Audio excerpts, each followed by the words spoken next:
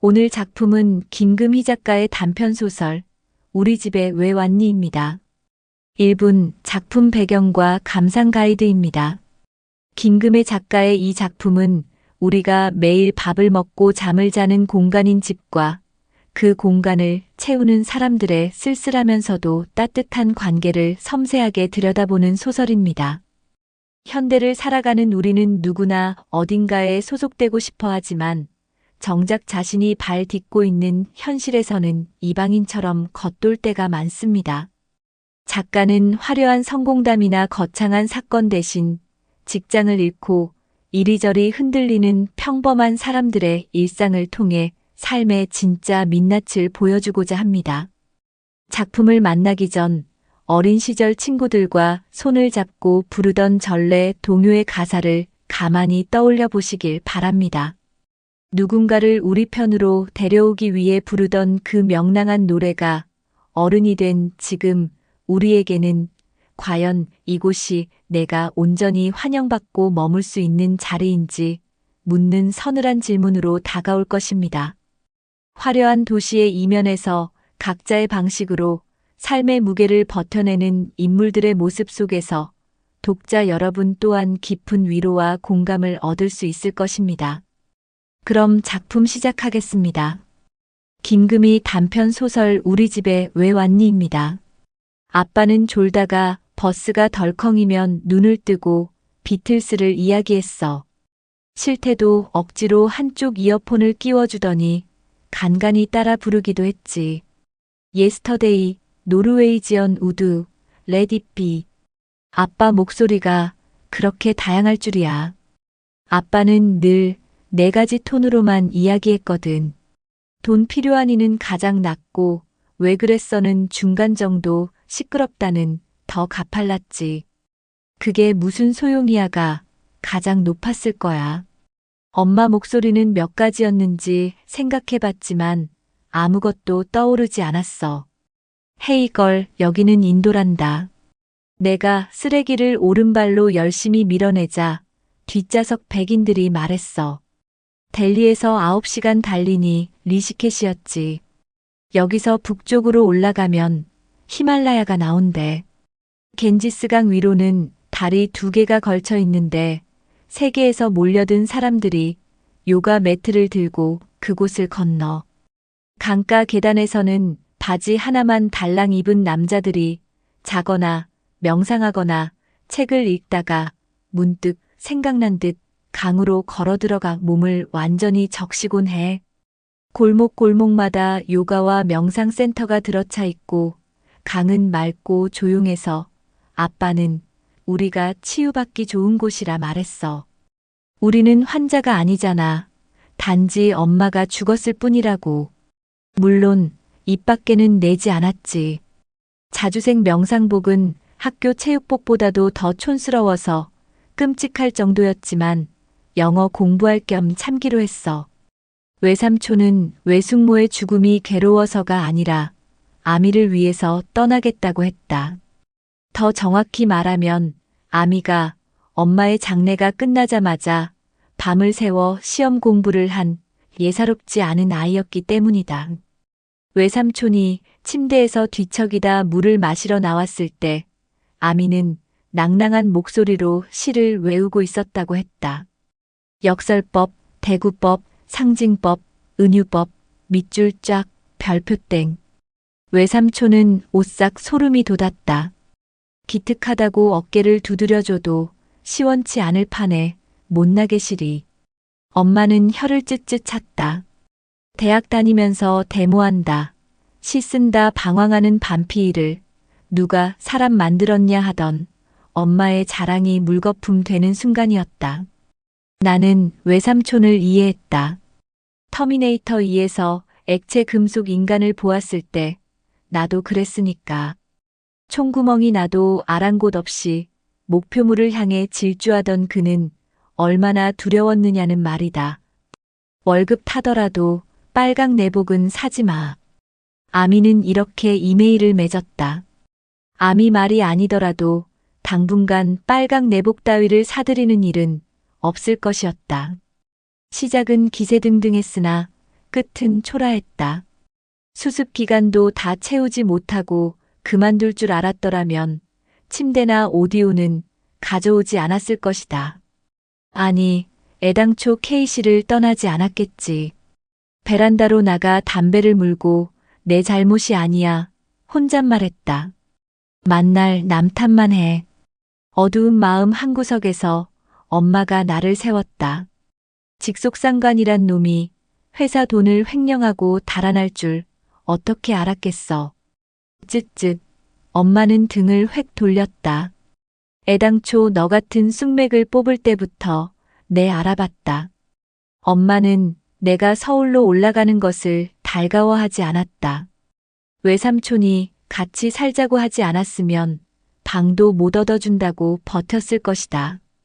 외동딸에게도 계산은 철저했는데 사실 그것이야말로 엄마가 남편 없이 20년 넘게 버틸 수 있는 비결이었다. 지금 내 나이때 이혼한 엄마는 남자 따위에 희망을 걸지 않고 집 하나로 일어섰다. 단독주택은 하숙집이 되고 다세대 주택이 되고 원룸 건물이 되었다. 작은 방으로 쪼개지고 많은 사람들로 채워질수록 집은 더 높이 올라갔다. 학원 아르바이트를 시작하자 엄마는 내게도 30만 원씩 꼬박꼬박 월세를 받았다. 그에 비하면 외삼촌은 너그럽다 못해 희생적인 집주인이었다. 외숙모 유품을 보관한 작은 방만 건드리지 말라고 당부했는데 그것이 내가 지불해야 할 방세인 셈이었다. 하지만 외삼촌과 아미가 집을 비우자 방세를 감당하는 일이 쉽지 않아졌다. 방 안에 누군가가 있을지 모른다는 상상이 계속됐고 시체들이 우르르 쏟아져 나오는 꿈도 꾸었다. 하지만 외삼촌은 킬러와는 거리가 멀었다. 킬러의 재산을 관리하는 재무설계사라면 또 모르겠지만 한 번쯤 작은 방을 열어본다면 오히려 문제는 쉽게 해결될 수 있었다. 그렇다면 자의 반 타의 반으로 사직서를 쓴 오늘이 제격 아닐까 싶다. 옛 남자에게 전화해 시비 걸고 싶은 정도의 기분이라면 공포도 이길 것이다. 하지만 외삼촌이 잠가놓은 작은 방을 허락도 없이 열어본다는 게 마음에 걸렸다. 무엇보다 300만 원으로는 몇 달 버티기 힘들 테니 어서 대책을 세워야 했다. 그렇지 않으면 인생의 무덤이라 내가 명명한 K씨로 꼼짝없이 돌아가야 할 판이었다. 다음 날 아침 부녀의 총무가 초인종을 눌렀다. 영구 임대 아파트가 들어서는 것을 막으려고 서명을 받는 중이라고 했다. 집주인이 아니에요. 총무는 고개를 끄덕이며 알고 있다 했다. 참 안 됐어요. 살림이며 애 교육이며 열심이었는데. 사인을 해주자 총무는 아래 지역 사람인가 보다 하더니 고향을 물었다. 역시 사투리가 문제였다. 총무는 자기도 K씨 출신이라며 덥석 손을 잡았다. 고등학교를 물어봐서 나는 당당히 이름을 댔다. 비평준화인 K씨에서 그 고등학교에 입학한 것이야말로 내 인생의 가장 자랑스러운 역사였다. 총무는 내가 고등학교 선배네 하더니 처음 듣는 선생님 이름을 댔다. 30분쯤 뒤에 인터폰이 울렸다. 아까 그 선배였다. 선배네 집은 외삼촌네보다 더 넓었고 터키시 앙고라 한 마리가 나른하게 누워 있었다. 열대어들이 수초로 몰려갔다가 다시 폭포수로 움직였다. 새 가족이 승마복을 입고 찍은 대형 사진에서는 선배만 활짝 웃고 있었다. 선배는 705호 친구, 곧 외숙모가 고양이를 무척 귀여워했다고 말했다. 데려오자마자 피카소라고 이름을 붙여준 사람도 외숙모란다.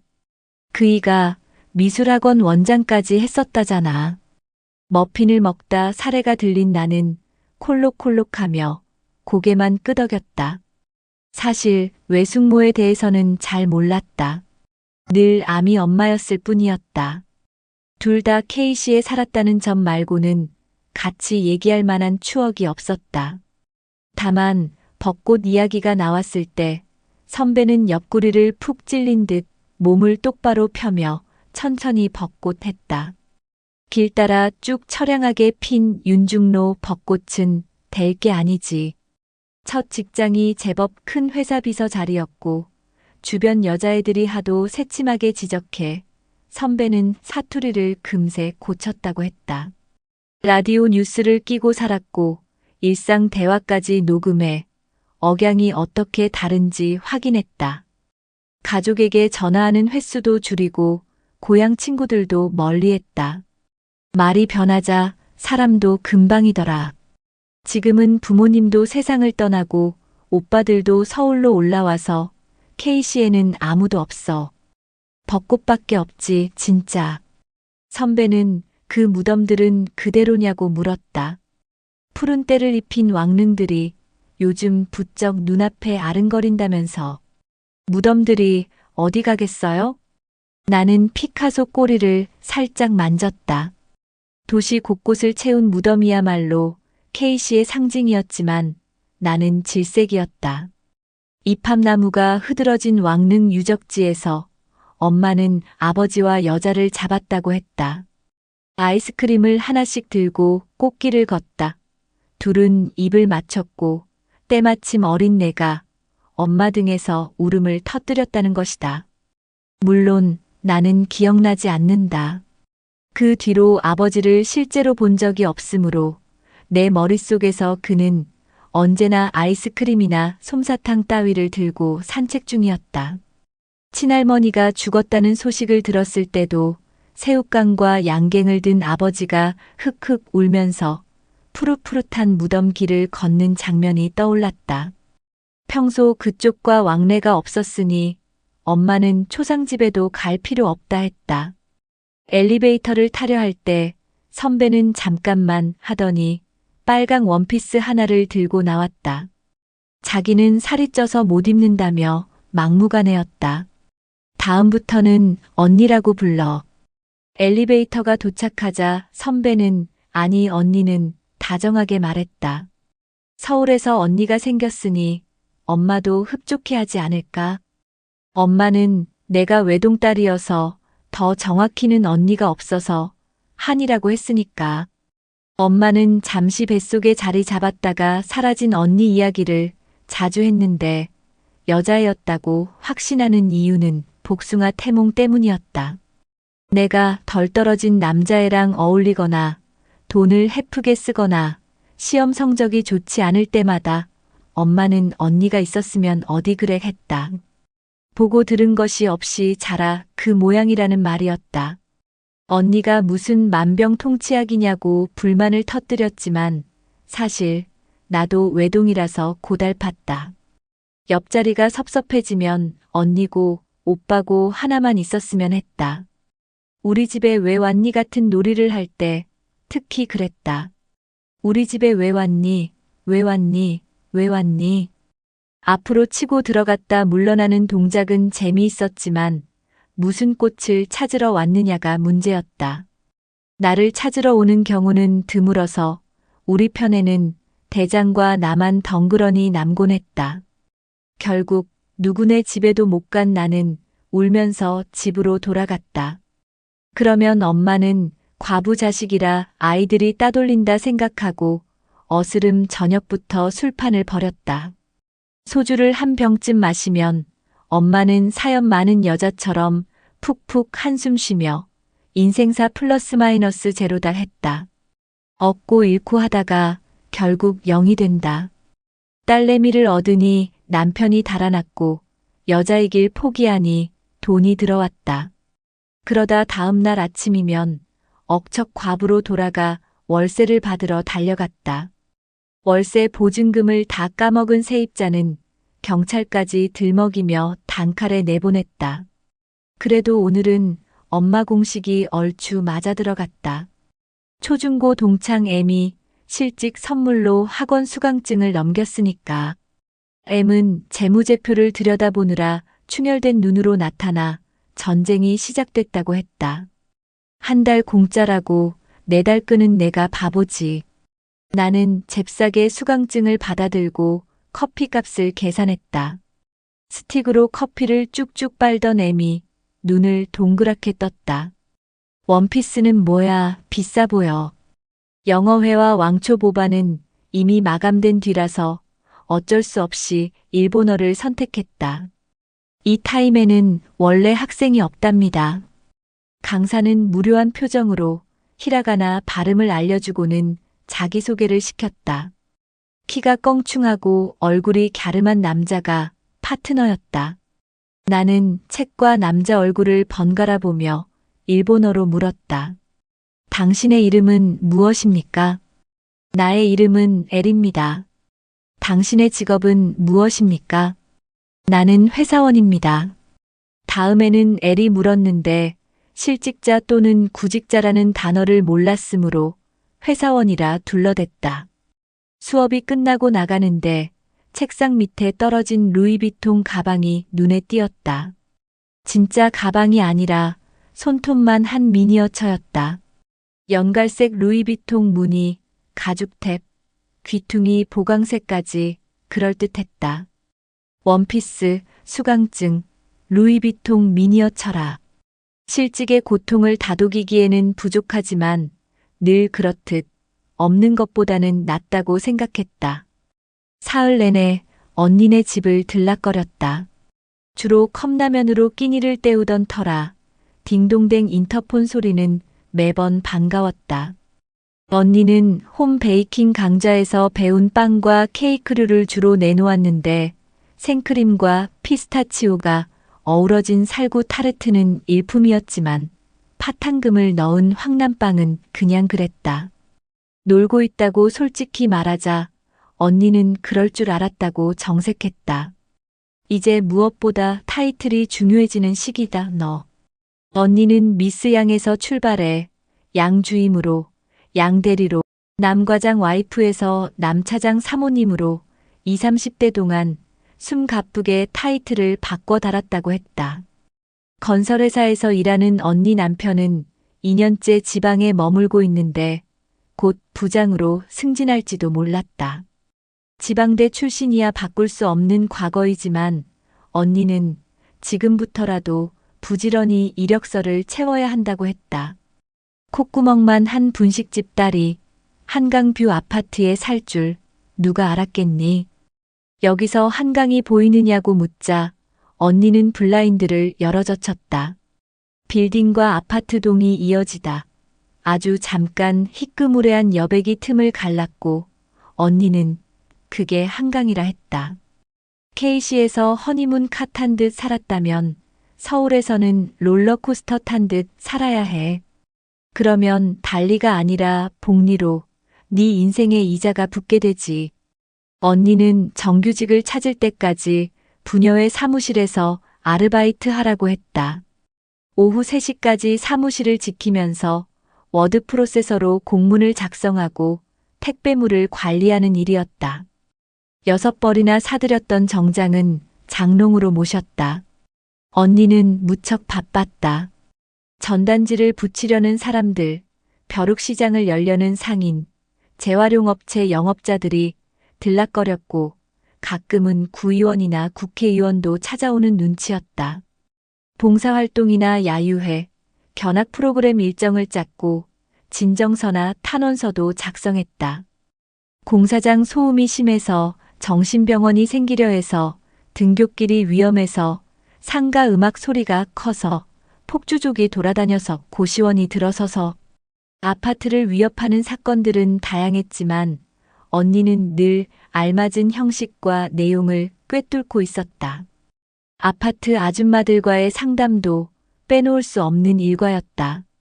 부전공은 사교육, 주전공은 재테크였는데 귀동냥이라도 하려다 워낙 돈 단위도 크고 복잡한 말들이 많아 포기했다. 그러다가도 언니는 지금 몇 시니 묻고는 초등학생 아들을 데리러 달려갔다. 남 검사 또는 닥터 남 어머니가 언니가 50대에 노리는 타이틀이었다. 엄마는 언니에 대해 꼬치꼬치 캐묻더니 절대 금전 관계는 맺지 말라고 했다.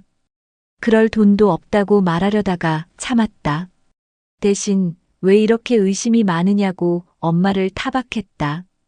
직장을 찾아야 한다고 생각했지만 마음만 급할 뿐 내키지 않았다. 가장 어리석은 신입사원을 뽑기 위한 면접에서 고르고 고른 것이 나였다니 세상에. 그 생각만 하면 구직 사이트에 접속했다가도 마우스 잡은 손에서 힘이 탁 풀렸다. 그것은 무엇입니까? 이것은 우산입니다. 이것은 무엇입니까? 그것은 의자입니다. 엘과 나는 3살배기 수준의 대화를 그나마도 더듬으며 나눴지만 간단 명료해서 좋았다. 이것은 누구의 사전인가요? 그것은 나의 것입니다. 그 루이비통은 제 거예요. 엘이 내 필통 속을 가리키며 들릴 듯 말 듯 말했다. 니혼고대. 여강사가 주의를 주자 엘은 여전히 더듬거리며 일본어로 말했다. 그것은 제 것입니다. 우리는 함께 저녁을 먹었다. 아는 서울 시민이라고는 M밖에 없는데 그 M이 매일 야근 중이었으므로 외식은 무려 일주일 만이었다. 어쩐지 들뜬 나는 샤브샤브를 먹는 동안 간장통을 비롯해 국자, 사이다, 병, 물컵을 연달아 떨어뜨렸다. 죽까지 끓여 먹고 나자 앞치마가 얼룩덜룩할 정도였다. 미니어처 강사인 엘은 관련 서적을 읽기 위해 일본어를 시작했다고 했다. 이번에는 내가 답할 차례였지만 친구 수강증으로 강의를 듣는다든가 영어반이 꽉 차서 일본어를 선택했다든가 무직이라든가 하는 이야기는 하기 싫었다. 하지만 거짓말 역시 자존심 상하기는 마찬가지였다. 그래서 생맥주집으로 자리를 옮겼을 때 복습도 할 겸 일본어로 말해보자고 했다. 엘은 장난인 줄 알고 웃다가 내가 교재를 꺼내자 가방을 뒤적였다. 일본어가 금세 늘긴 하겠네요. 니혼고대. 나는 안경잡이 여강사 흉내를 내며 엘에게 주의를 주었다. 그리하여 우리는 둘 다 노트북이 있고 개나 고양이는 없으며 집은 조용하다는 대화를 나눴다. 백화점을 좋아하지 않으며 너른 책상이 하나 있고 뱀을 싫어한다는 것도 알았다. 아직 배우지 않은 부분까지 들추며 열심히 이야기했지만 대화는 매번 끊겼다. 대신 모르고 지나쳤던 것들이 점점 눈에 들어왔다. 말하기 전에 엘은 입술을 달싹거린다. 단추를 맨 위까지 꽉 채워서 잠근다. 책장을 넘길 때 페이지 윗부분을 잡는다. 손등에 긴 흉터가 있다. 애인이 있나요? 먼저 물으면 안 된다고 생각했지만 더 참지 못했다. 엘이 아니요 했을 때 나는 표정이 변하지 않게 조심했다. 당신 가족을 소개해 주세요. 히라가나를 간신히 읽어서 말했고 엘은 우리 집에 누가 있나요? 장을 펼쳐서 대답했다. 어머니, 누나라는 단어를 발음하고는 페이지를 들춰가며 무언가를 열심히 찾았다. 없네. 엘은 물었다. 아내는 일본어로 뭐죠? M은 언니나 엘보다는 작은 방에 더 흥미를 보였다. 백오동 언니 같은 여자는 세고 셌다 했다. 적당히 교양 있으면서 적당히 속물적이며 적당히 정직한 여자들이라는 것이었다. M이 너무 언니를 폄하하는 듯 했지만 어쩌면 맞을지도 모른다는 생각이 들었다. 보이지도 않는 한강을 가리키며 뷰라는 표현을 썼을 때 사실 나도 좀 실망했으니까. M은 엘 또한 발에 치일 만큼 흔한 유부남이라고 말했다. 적당히 순진하고 적당히 철들었으며 적당히 쓸쓸한. M은 간통죄 폐지 팻말 들고 1인 시위 나설 용기가 없으면 아예 시작도 말라 했다. 네가 유부남하고 바람날 만큼 못났다고는 생각 안 한다. M은 진심이었다. 소파로 파고들던 M은 가방을 뒤적여 인공 눈물을 꺼냈다. 재무제표를 뚫어져라 보고 있으면 나중에는 숫자들이 바코드처럼 검은 선으로 변한다고 했다. 가끔은 사람들 얼굴 위로 그 잔상이 남기도 했다. 부장 2468만 6710씩, 과장 5억 7865만 2417, 주임 7억 8736만 2514. 그 숫자들이 뭔데? M은 침 뱉고 싶은 횟수라고 했다. 나중에 우리도 이런 데서 살 수 있을까? M이 엄지와 집게손가락으로 눈을 벌리면서 묻더니 너라면 가능하겠다 했다. 중학생 때 우리 집 2층에 새 들어 살았던 M은 나보다 부지런했고 얼굴도 예뻤으며 수도권 대학에 들어갔다. 서울 쪽 회사에 취직해 일찌감치 자리도 잡았다. 하지만 M은 가끔 그게 무슨 소용이냐고 했다. 아직도 K씨의 생활비를 내려줘야 하고 동생까지 올라와 같이 자취 중이다. 하지만 무슨 말로 위로해야 하나 머리를 굴리고 있으면 M은 제풀에 명랑해져서 사투리로 개안타했다. 나는 작은 방 문 앞으로 M을 데리고 갔다. 무슨 소리 안 들려? M이 가만히 듣고 있더니 고개를 저었다. 뭘 귀신 같은 걸 무서워하고 그래? 신경 꺼. M은 다시 소파로 돌아가 쿠션을 안고 애벌레처럼 몸을 웅크렸다. 눈에 보이는 것만 믿기도 버거운 세상 아니니. 담요를 덮어주자 M은 얼마 지나지 않아 코를 골았다. 아빠는 호텔에 처박혀 있는 날 끄집어내 요가 센터로 향했어. 마음이 급한지 발까지 헛디디면서 약한 바람에도 흔들흔들하는 다리를 건넜지. 묵고 싶은 호텔이나 아슈람이 있는지 잘 살펴보라고 했어.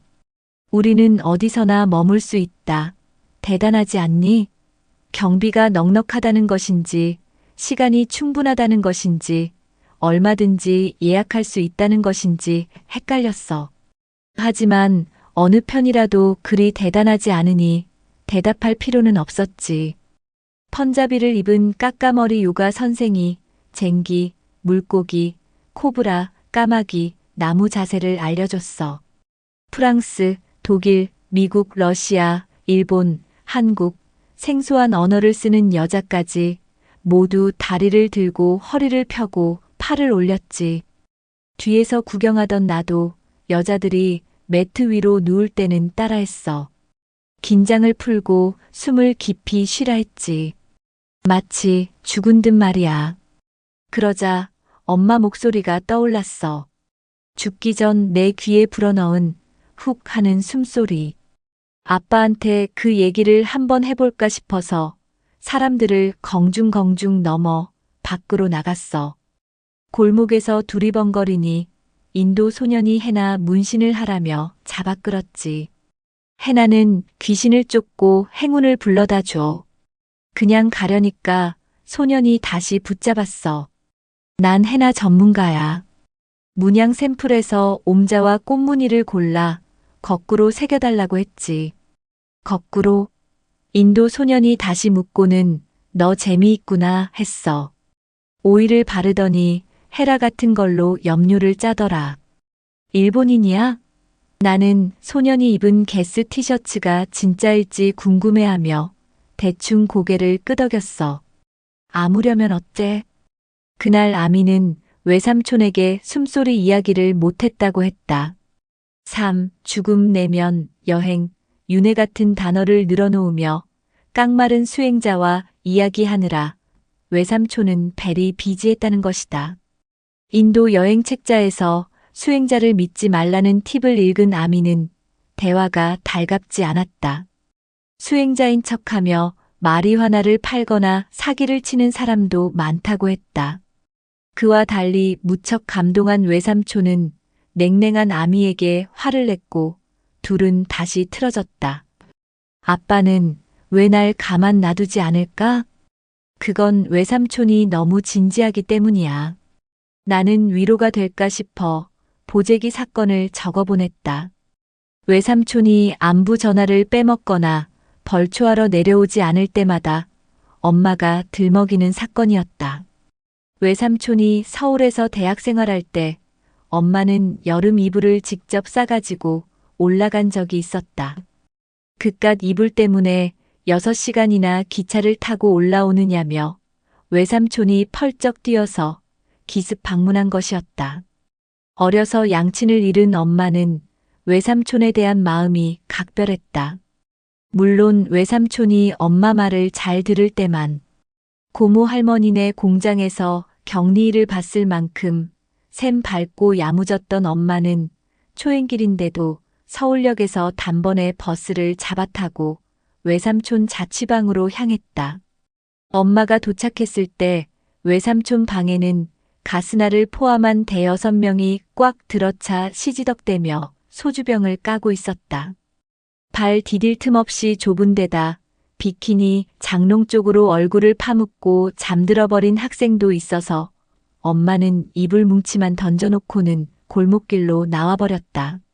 한참 뒤 학생들이 우르르 물러나왔는데 외삼촌은 하필이면 이런 보자기에 이불을 싸왔느냐며 신경질을 냈다고 했다. 꿈도 아픔도 국민과 함께. 민주정의당 노태우가 문제였다. 호강에 바쳤구나 앵꼬봐서. 그 길로 엄마는 홧김에 택시를 타고 명동으로 가입시다 한 다음 옷 구경을 실컷 하고 리본 원피스까지 한 벌 사들여 K시로 내려갔다. 그때부터 서울로 올라보내는 돈을 딱 끊자 학기를 마친 외삼촌은 입대해버렸다. 엄마가 그 일을 끄집어낼 때마다 외삼촌은 혈기왕성한 시절이었다고 변명하더니 나중에는 기억이 안 난다고 했다. 그러니 내가 이해하렴. 나는 편지 마지막에 이렇게 썼다. 그런데 혹시 그 티셔츠 게우스 아니었니? 아파트 알뜰장터가 열리던 한 주 동안 언니는 부녀의 사무실에 내려오지 않았다.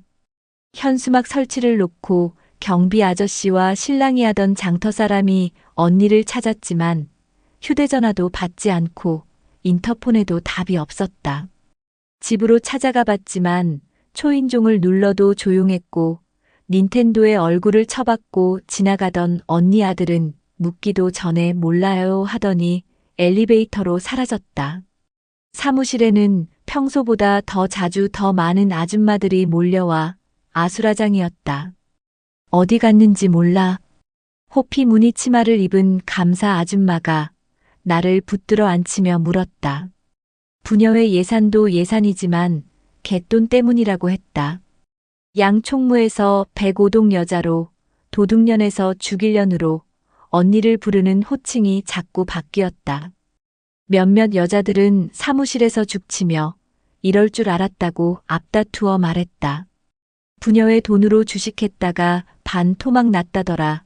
문화센터 강사랑 바람났다더라. 대학 나왔다는 말도 거짓이라더라. 친정오빠 사업이 망해서 빚을 떠안았다더라. 남편이 새 살림을 차렸다더라. 듣고 있자니 언니가 왜 진작 사라지지 않았을까 궁금할 정도였다. 하지만 그 다음 주 월요일 언니가 돌아와서 인터폰으로 나를 불렀다. 알뜰장터가 잘 끝났는지 물어보다가 갑자기 그 물건들 죄 싸구려야 했다. 언니는 인터폰을 받지 않았고 전화가 자꾸 울리자 수화기를 내려놓았다. 내 쪽으로 걸어온 피카소가 뒷발로 등을 탁탁 긁었다. 빵 먹을래? 내가 고개를 끄덕이자 언니는 냉장고를 뒤지다가 안 되겠다 했다.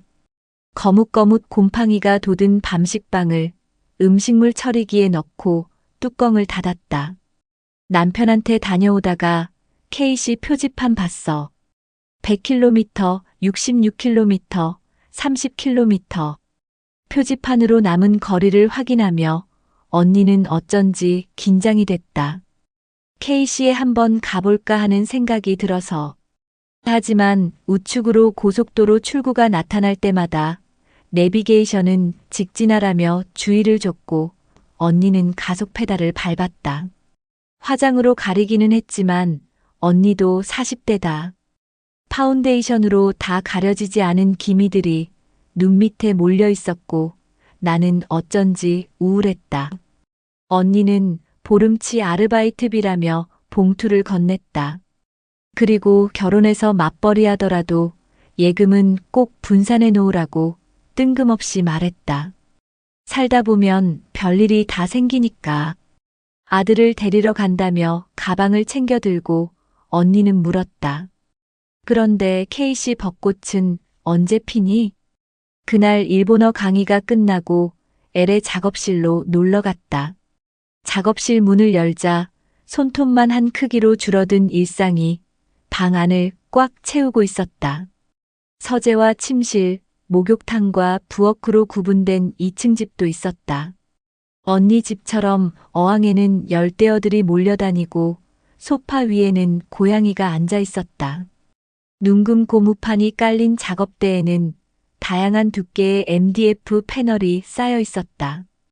비닐로 덮인 구부정한 기계톱 옆에서 엘이 한쪽 발로 톱밥들을 치웠다. 투명한 패널로 만든 보관함에는 꽂은 꽃대로, 나무는 나무대로, 사람은 사람대로 정리되어 있었다. 필요할 때마다 꺼내서 구색을 맞추겠지 생각하니 어쩐지 오싹했다. 엘은 어학원에서는 볼 수 없는 신중하면서도 열띤 표정으로 새끼 손톱만 한 잔에 갈색 고무차륵을 채웠다. 커피잔을 받아든 내가 후루룩 소리를 내며 마시는 척했고 엘은 웃었다. 작업대 한쪽 귀퉁이를 차지한 건축 모형을 가리키자 엘은 건축 설계사로 일했다고 말했다. TC에 있는 바닷가 전망대는 고래가 누워있는 듯한 지형을 그대로 살려 언덕을 따라 2층 건물을 올린 것이었다. 고래 배 쪽으로 전망대가 아슬아슬하게 붙은 형국이었다. 그곳에서 엘의 어머니가 커피와 갈매기 먹이를 판다고 했다. 외벽으로 이중계단이 나 있는 단독주택은 엘의 집이지만 결국 공사도 못하고 설계도면을 팔았다고 했다. 공모전마다 떨어지고 몇 차례 대금을 떼이면서 사무실은 곧 막장으로 몰렸다. 내 손가락이 이중 계단을 천천히 밟자 엘은 자기가 사업할 만한 사람이 아니라고 말했다. 계산이 느리고 경쟁심이 없으며 귀도 얇다. 아내가 늘 지적하던 문제들이었다. 취미였던 미니어처를 직업으로 삼자 아내는 하나를 더 덧붙였다. 무책임하다. 엘은 누구나 그렇듯 아내도 무능한 남편에 적응할 시간이 필요할 거라고 말했다. 이제 작업실이 집처럼 편하다고 덧붙였지만 믿기는 힘들었다.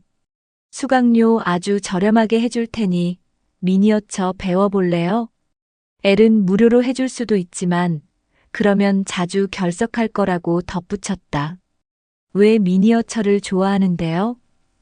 엘은 잠시 망설이다 일본어로 대답했다. 작다, 그러나 완벽하다. 아침에 일어나자 등 밑에 스키 장비며 스포츠카들이 깔려 있었다.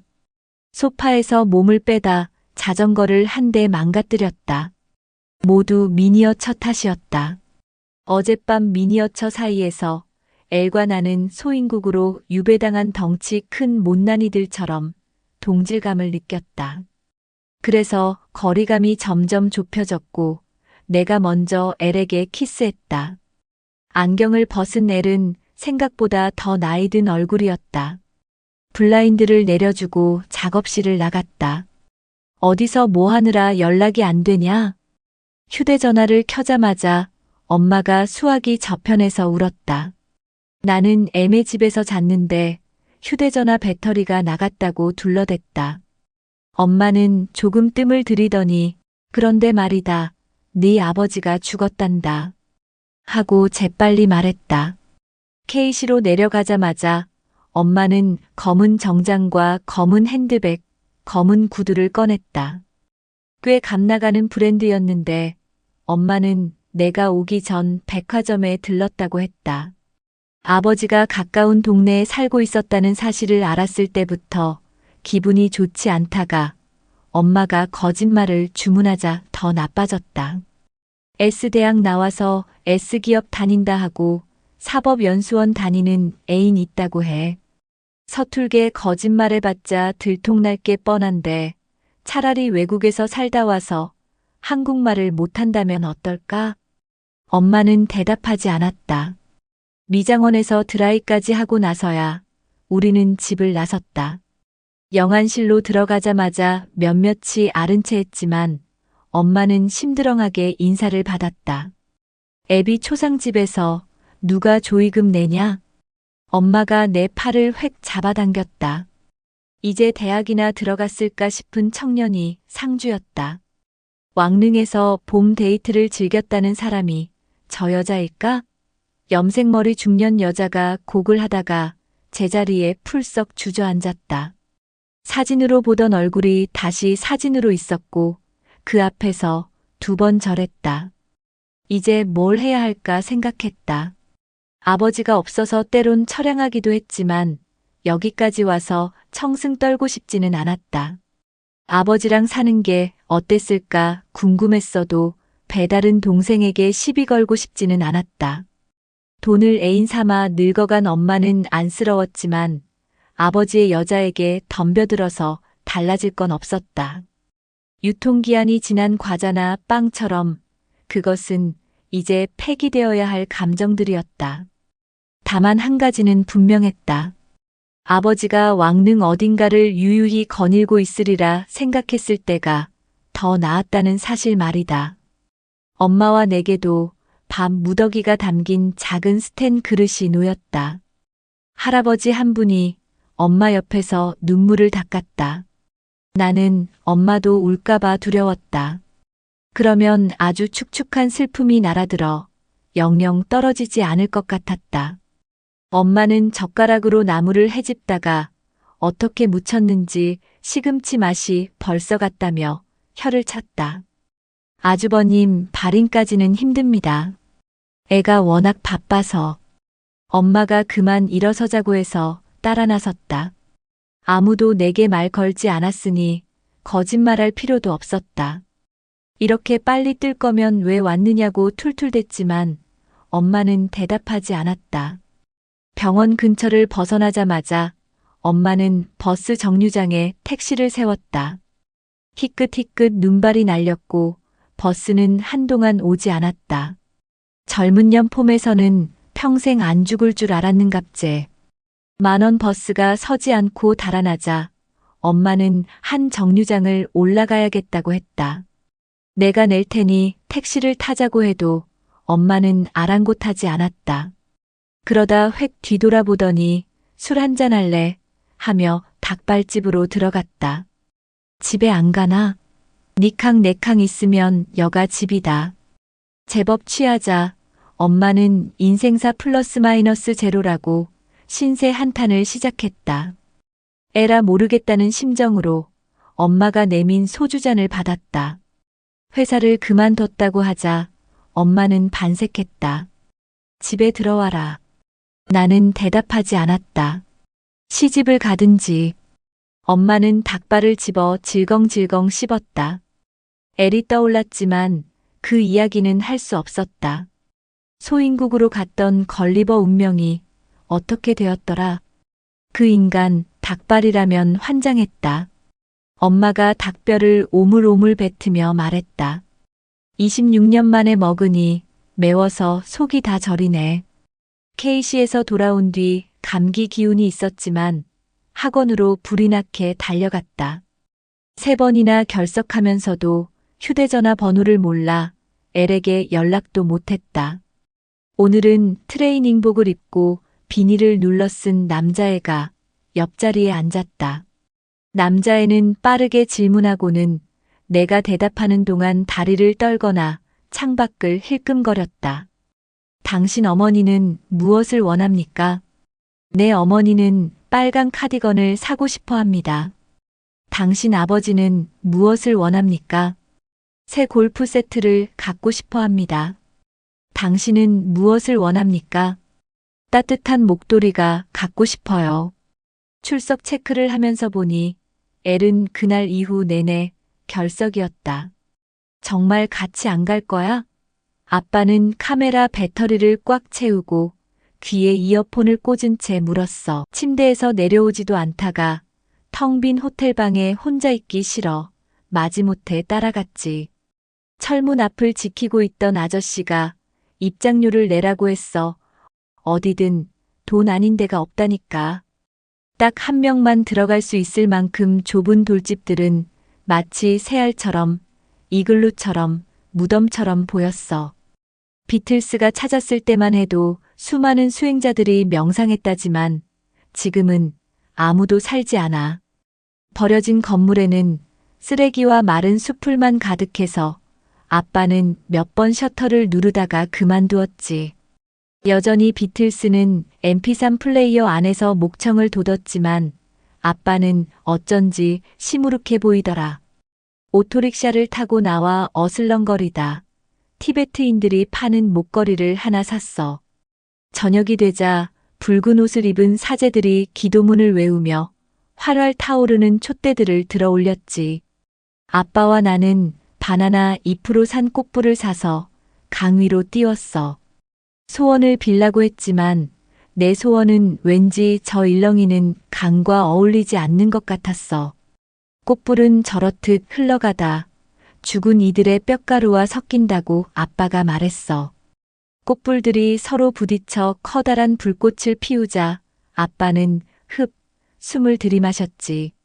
다시 해보라고 하니까 뭘 하고 되물었어. 나는 집으로 가자고 말했어.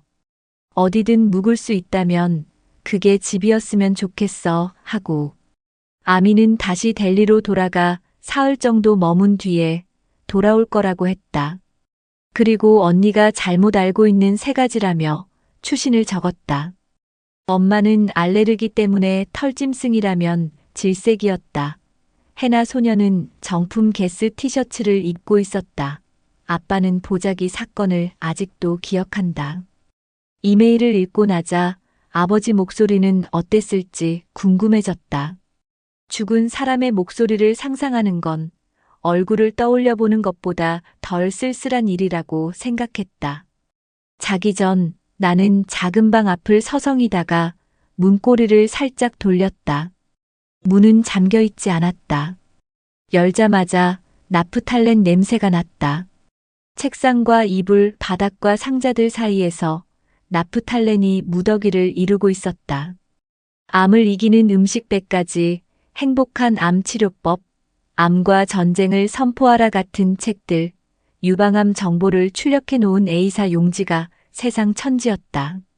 한때 한 생명을 길렀지만 종래에는 죽음의 근거지가 되고 말았다. 라는 문장에 줄이 그어져 있었다. 여행을 떠나기 전 마지막으로 문가에 서서 방 안을 들여다보았을 외삼촌이 떠올랐다. 일기나 메모를 찾았지만 엑셀 프로그램으로 정리한 가계부밖에 없었다.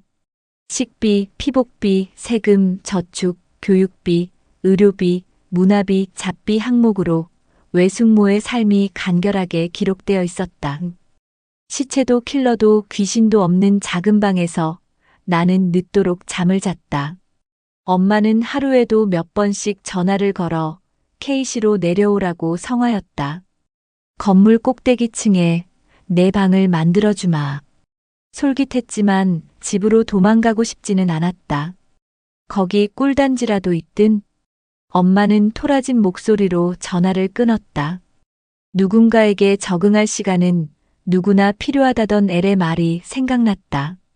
부녀회 아르바이트를 그만두고 외숙모의 가계부를 들춰보며 하루를 보냈다. 5년 전 오늘의 지출 내역대로 장을 본 다음 고등어 조림이나 카레 같은 걸 만들었다. 음식이 맛있으면 인터폰을 눌러 언니를 찾았지만 답은 없었다. 며칠 전 아파트 광장을 내려다보다가 언니 자동차를 발견한 것이 마지막이었다. 좌측 지시등을 켰다가 다시 비상등을 넣고 마침내 우측 지시등을 반짝이면서 언니는 도로로 합류했다. 언니와 달리 서울에서 4시간은 허니문 카보다 더 느릿느릿 흘러갔다.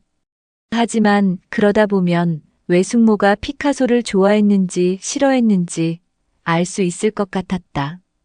인생이 플러스 마이너스 제로라는 엄마 말을 믿어야 할지 말아야 할지도 일요일에는 외식이라고 쓰여 있어서 M과 약속을 잡았다. 수강증을 돌려주자 넌 끈기가 없어 하면서 받아들었다. 예상대로 M은 루이비통 가방을 전혀 좋아하지 않았다. 이런 장난감을 대체 어디다 쓰라고? M은 유부남과 연애했으면 진짜를 받아도 시원찮다고 불평했다. 작다, 그러나 완벽하다. 나는 M에게 자랑하듯 말하고는 가게 문을 열고 거리로 나섰다. 작품 해설입니다. 제목을 듣자마자 어릴 적 동네 골목에서 친구들과 팔을 걸고 부르던 노래가 떠오르시나요? 우리 집에 왜 왔니? 왜 왔니?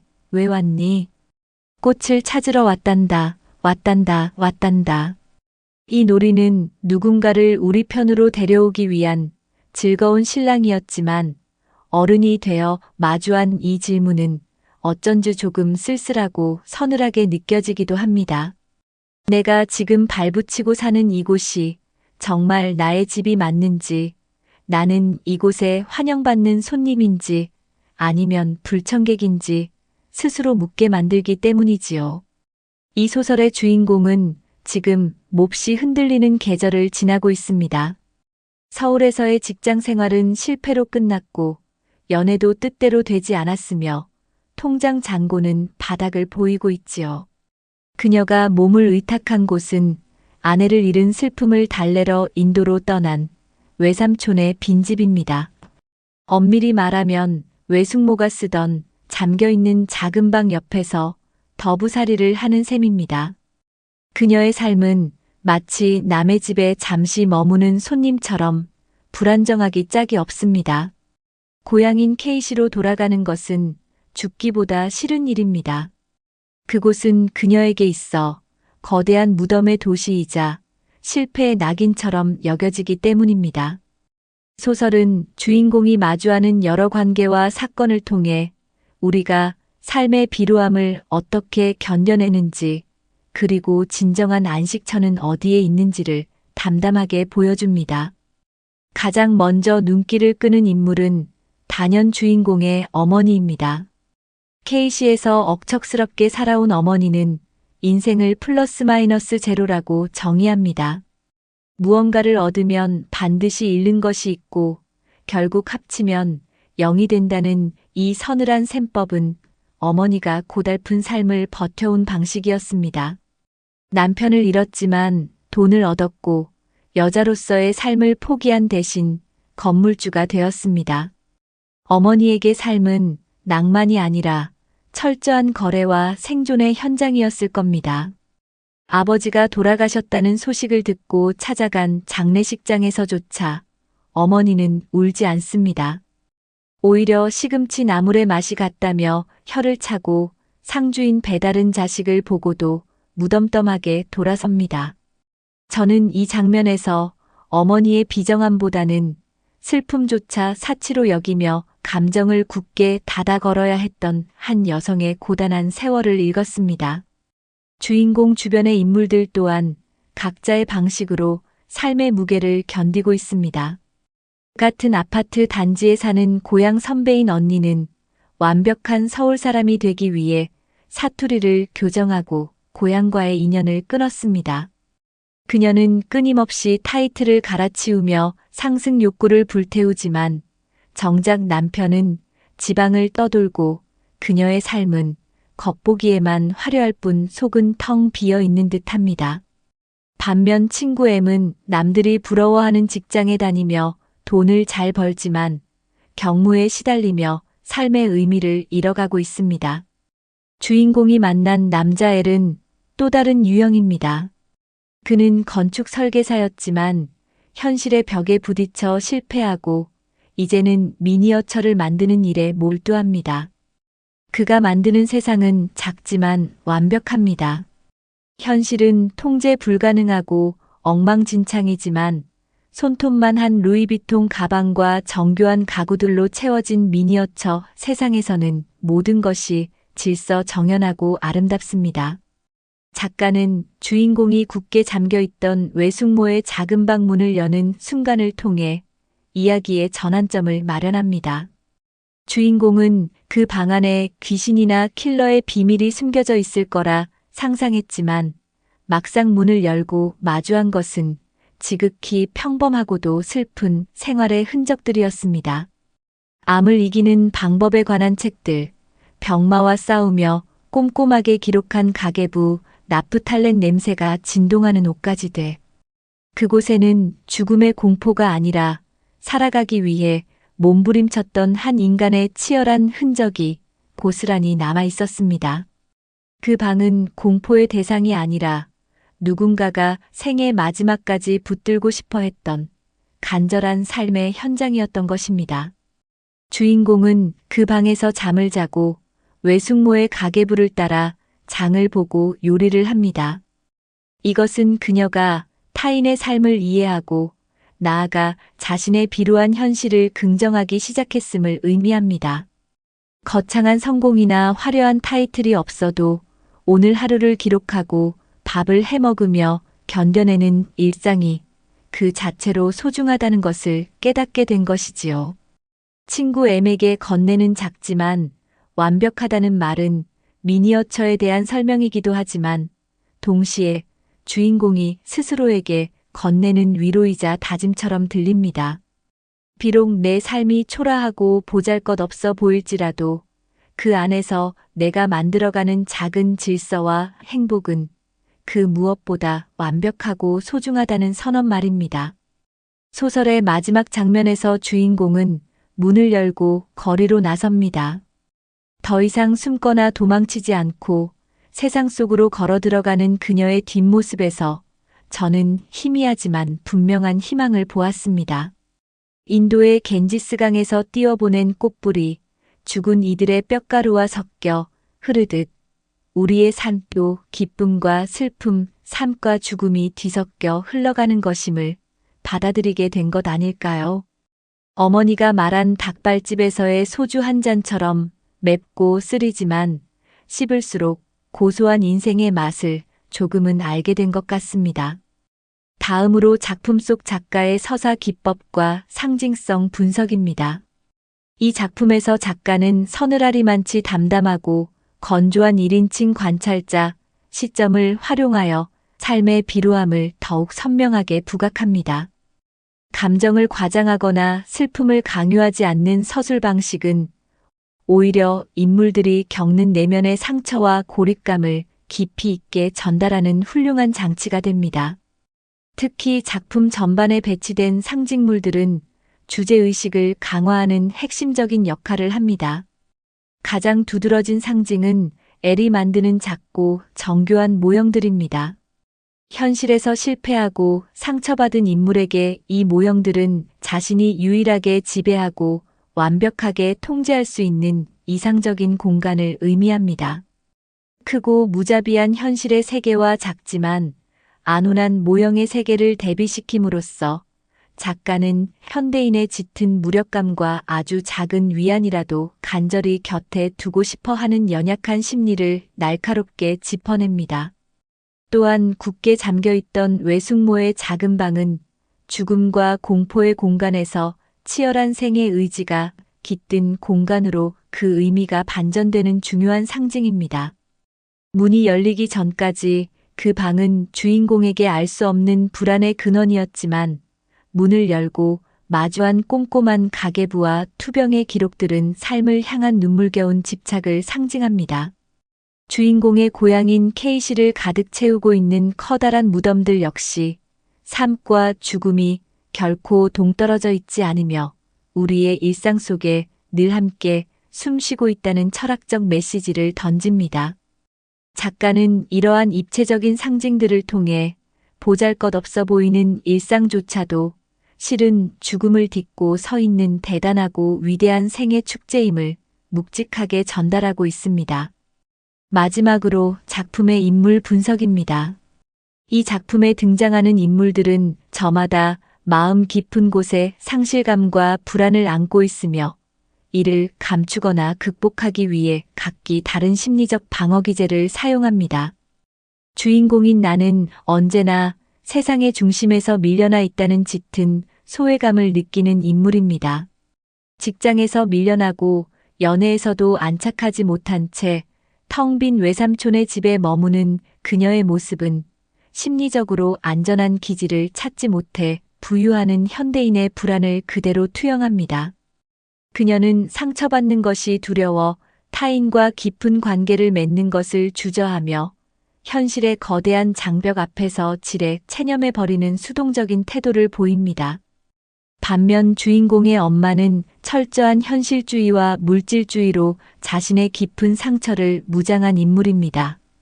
젊은 시절 남편을 잃고 홀로 딸을 키워야 했던 가혹한 현실 속에서 엄마는 슬픔이라는 감정조차 사치로 여기며 스스로를 억압해 왔습니다.